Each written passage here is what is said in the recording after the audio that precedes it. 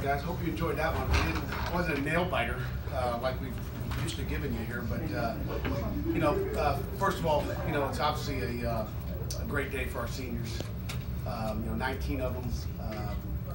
We had a great moment last night with some senior videos, and then it just parlayed into what we did today with our kids. So it's a great way to send your seniors out. I told our kids afterwards, you watch Quadri Olson up on that ladder singing that fight song, and it's hard to believe it'll be the last time he gets to stand up on that ladder, and that's emotional. But for all those guys, just these kids, that's a great locker room, and we got some great kids. I just love the way they come to work every day and practice. We still got 2 guaranteed wins to go here, two games to go.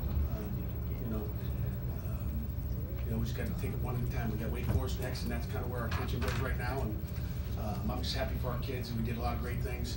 I think, offensively, I think we ran the ball like we needed to. I think they knew it was coming too, from watching videotape. And then defensively, I thought we did a good job, great job in the first half, really good job in the first half. Second half, they had some, 3 4th downs on the one series, which, I guess because you're up, as much as you were, they got, they can gamble and go for it. Normally, you don't get those 4th down tries, but obviously, they converted on a few, and really 4 of them, I think, in the 3rd and 4th quarter, and got us some time possession here. But we didn't give up big plays, which was the key. We're telling our kids, keep it in front. They're gonna have to earn it. Don't give it to them. Had a critical, personal foul near the end, which was disappointing when we got us, to keep the drive going. Then we have a sack that we thought. I think the announcer called out a sack, and all of a sudden he runs for another 40, 50 yards, whatever it was. But that, it's like I told the officials out there. I said, our guys are afraid to hit the quarterback, and then his forward progress is stopped, and then you guys don't blow a whistle. So I don't really understand that. You can do it if you do it if you don't. But I'm happy for our seniors. It's a great win. We're bowl eligible, and we'll move on to the next questions. Pat, you talked all year about the run blocking of the offensive line. What about your downfield blocking? Make those Yeah, I mean, our receivers have done a great job. I mean, across the board. All year. I mean, it takes 11. When the passing game's going, it takes 11. And when the run game goes, if those guys are out there lollygagging around, not blocking anybody, Jerry, you're not going to get those big explosive runs. So, credit to everybody on offense when those things go. And then, we said it was going to be critical for us to get a pass game going today, and we did that too, at least in the first half when we needed to. Darren and Quadri, I mean, long careers here, ups and downs. I mean, just what can you say about those two guys? Just the way they're finishing, not just this season, not just today, but just their careers, the way they're finishing out here. It's incredible, man. It shows you the work pays off, the persistence pays off. Our kids work hard, guys. I mean, it's not easy. And you look at both those guys, where they were 4 years ago, 5 years ago, where they are now. I mean, it's been a long haul. Those guys are 2 great backs that are going to play in the NFL, and those are 2 special guys. Pat, what about the bond they forged too? I mean, Darren breaks off that long run, and the Quadri waits for him to get done celebrating, and then goes and chest bumps him. And then again, it's the same thing when he scores. I mean, selfless, and I've said that over and over again, and they continue to be. It's not like they were ever jealous of one another, which is it's something that we preach all the time about selflessness, and we got really a locker room full of those guys. I know you felt good about them and about the game plan going into the week, but just with as many close games as you've had with Virginia Tech, could you have imagined a dominating performance like this, I guess, like it turned out to be? We just talked about our guys being consistent, putting a win on top of a win, and being consistent offensively and defensively. And I knew once we played together and we could get it all clicking, this is a good time to start to get hot, I can tell you that. But anything can happen. I mean, so we looked at the tape, and we thought we could have a good day, either side of the ball, and we did. Also, do you feel like having some early success in the passing game did help the running game going forward? Well, I think it always does. I mean, they were pressing us up early, and then all of a sudden you see them start to play off the French, and they're playing 8 yards off. That dude's fast, and he can make some plays. So it was, you got to make some of those plays, and we did that, and that makes a huge difference for sure. Coach, how would you describe kind of the narrative, the dramatic arc of this season, where not too long ago things looked pretty grim, and now Pitt is looking to be as good as any team in the conference, as any team in the country? Yeah, I mean, it's persistence. I mean, it's our kids believing in there. And again, everybody talks about, oh, you guys got a tough schedule. Everybody, in June and July talked about it, but the reality was that schedule prepared us for where we are today.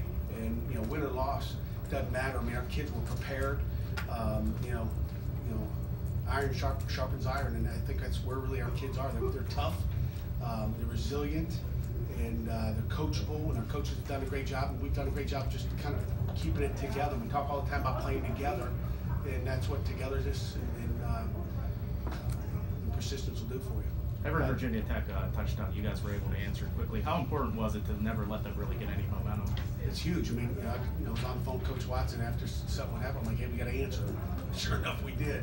They just couldn't stop a run game today. It was impressive. And that's a good football team out there, as we know. I mean, it's a good football team. Justin Fuente does a heck of a job, so it's a good win.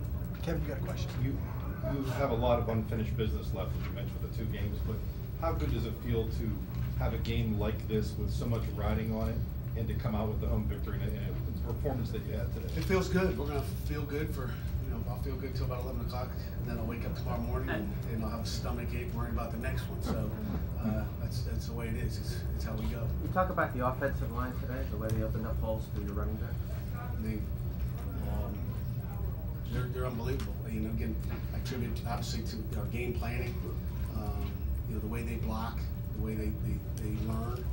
I mean, Coach Worley's done an incredible job. I mean, that guy's been here not even a year yet, but he's made a major impact in that room. And, I think he gets a lot of that credit.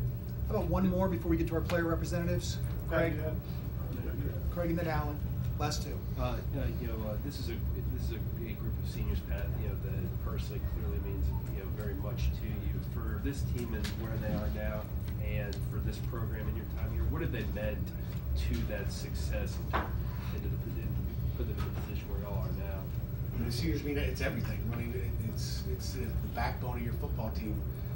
They sit in the front row of our team meeting. We talk to them all the time about how it's their football team, and it's going to be their leadership. And I've kind of mentioned it to you guys, after practice or Thursdays about just the leadership that we've got.